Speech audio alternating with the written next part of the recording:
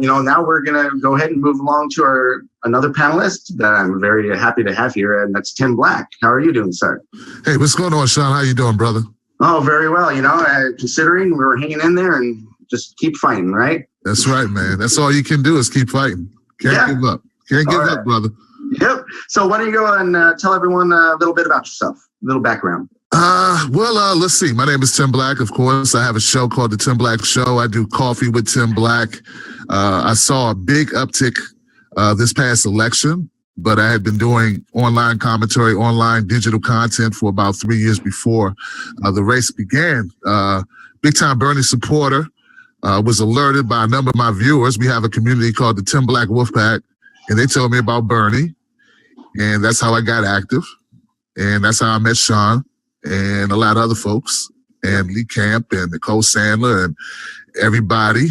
And it's fantastic, man. Just producing content and trying to get real news or the people's side of the news out to the world.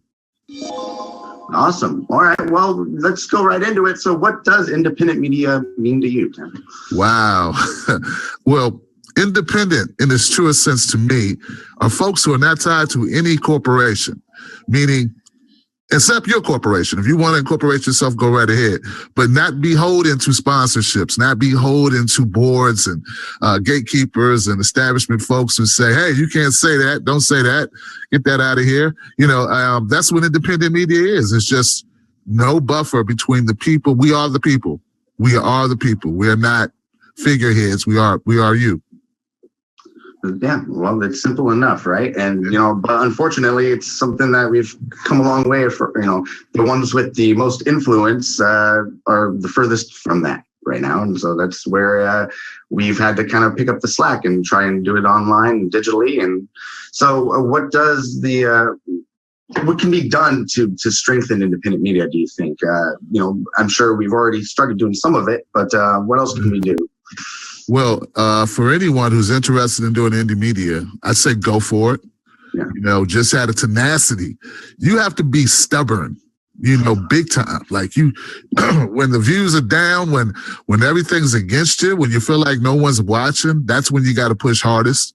Independent media typically are underfunded or no funded or self-funded.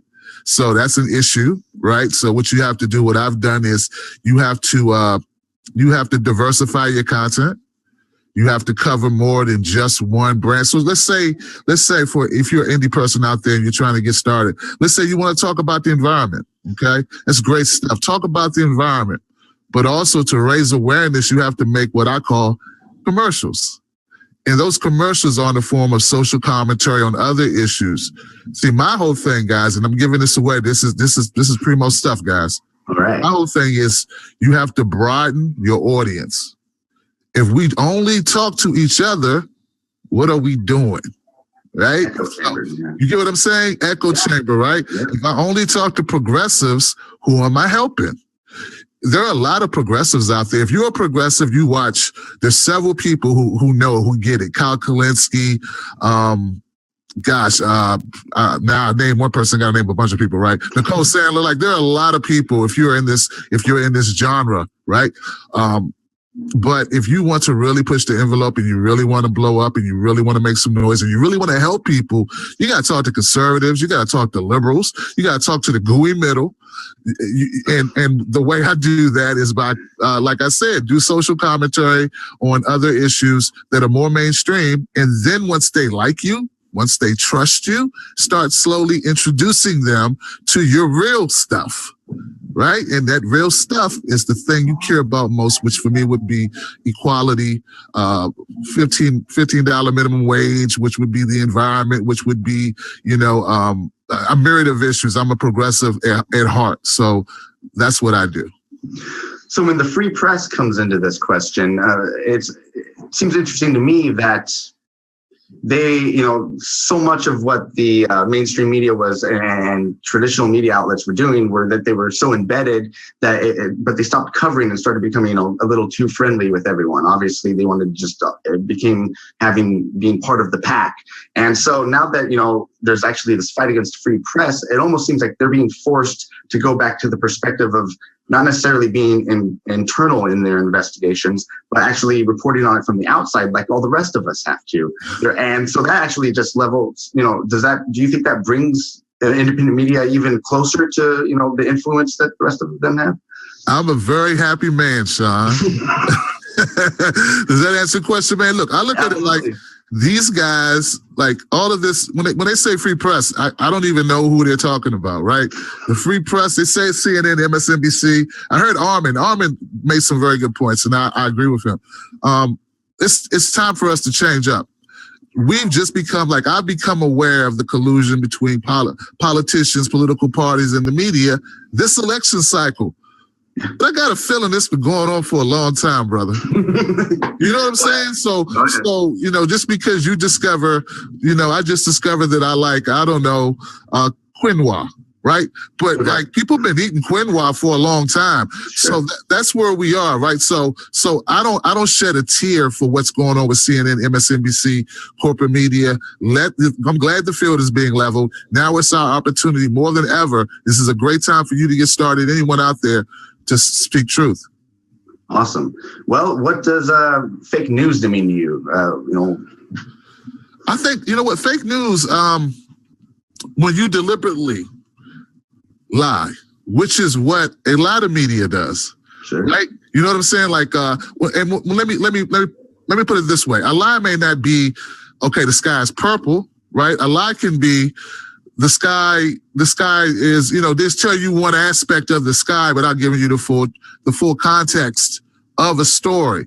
That to me is fake news if you want to be technical, right? So if you're aware of a fact that you're leaving out because it's not pleasing or pleasant to the people that pay your bills or whatever, that to me is fake news. I hate to, and that, I don't think that's being a purist. I feel like we have an obligation to give all truth. So we should be for instance, Donald Trump's ban, okay? Donald Trump ban on the Muslims. I feel like we should also say, hey, let's get some context to this. In 2011, Obama banned Muslims from Iraq for 6 months. And then you can still tell it. Now you have context, but he lifted it and he didn't include all these countries or whatever. But I think they're being disingenuous, and now there's blowback and they need to shape up. So I'm good with it. So, yeah, essentially, it seems that, fake news is completely, I guess maybe you can switch one term for the other, but how much of it is just for propaganda sakes? If they're intentionally doing it, right?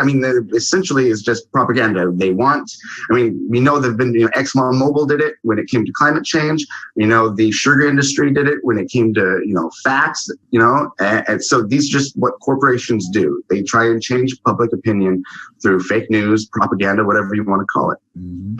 Yeah. All right. Well, so here's the next question. This is a big one, man. What is with the state of corporate and mainstream media, what is the influence on an open and fair internet? And, especially when it comes to independent media who, we thrive on this forum. It's the last open, you can say what you want. And again, like we were talking about earlier, you're not necessarily having someone that's telling you what to do. You can incorporate yourself and, run with the wind. Definitely, man. I'm trying to get your question. So you're saying, what's the effect of what's going on with corporate media, how that affects independent media? Yeah, I was all over the place with the question. It's all right. No, yeah. So what is the influence of independent voices like, you, me, and Nicole Sandler and the Humanist Report, on... all those great people. Wow, man, this is, like I said, this is our time, brother. This is our time to shine. And under this, so, there are good and bad things that come from the Trump situation. I heard what Arman said about Trump, and I get it, and I agree with him. But I also look at the opportunity within it. Those people would have very likely had voted for Bernie Sanders if given the opportunity, right? If they would have had that option, but they had the option between Hillary and Trump. I think that Trump being in office now and the negativity, right? People are waking up, and it would only continue more so under Trump than it would Hillary. And I strongly feel that way. I feel that right now is a very special time to be doing this, and even though I don't like the methods that I'm seeing Trump, employ, right? We're going to benefit from it because we're going to still be there. If you can stand the pain and stand the rain and keep producing content, people will find you. You know, I got a video I did a couple of weeks ago on Steve Harvey. One of those commercial videos I told you about, it got 2 million views. You know, I grew 10,000 followers more on Facebook in like 3 days. So opportunities are there, guys, to reach people. And now I'm going to talk to them about Standing Rock, right? Because now they're here, and that's the deal, man. So there's good in within the bad that we've been dealing with.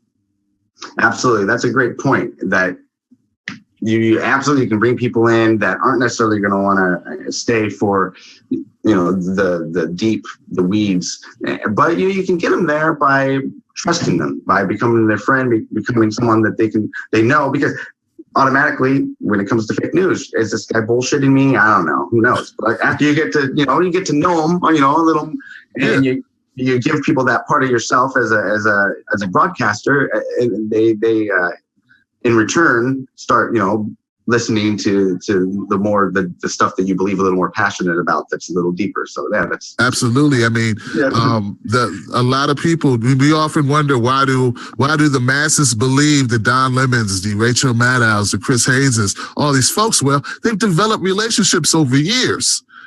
It's like a member of their family.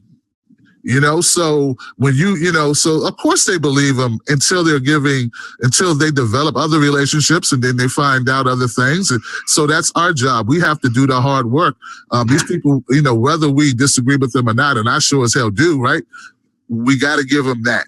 They have staying power. They have been there. They have been doing the work. So we have to do the work as well. We can't just say, hey, I'm the truth. Look at me. No, you got to put the time in, just like they did, and you'll build those relationships too. And you'll grow. Awesome. Well, thank you very much, Tim. That's all we have as far as questions go. If you're able to stick around, that'd be great. If not, we appreciate you stopping by. And yeah, man, I gotta cook dinner. It's 8 o'clock here on the East Coast almost, right? Sweet. Yeah, no, I have risotto on the stove, man. But thank you so much for having me, Shawn. I appreciate you, brother. Yeah, don't burn it, man. No, go. Well, thank you very much, and we'll talk soon. You got it, man. All right, take care. You too.